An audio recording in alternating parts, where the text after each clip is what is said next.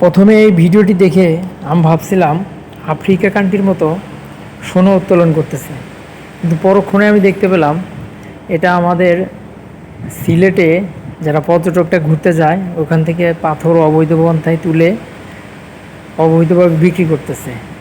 এর শেষ কোথায়? আমাদের দেশের জনগণই আসলে খারাপ। তারা কিছুদিন পর পরেই বাস্তবতা ভুলে যায়।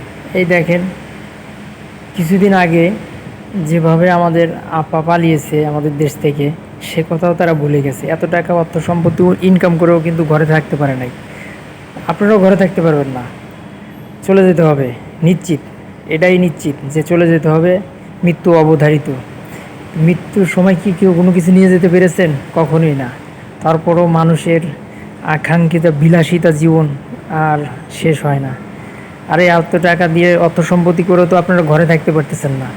ঠিক আপনাদেরও শেখ হাসিনা আপার মতোই দশা হবে কিছুদিন।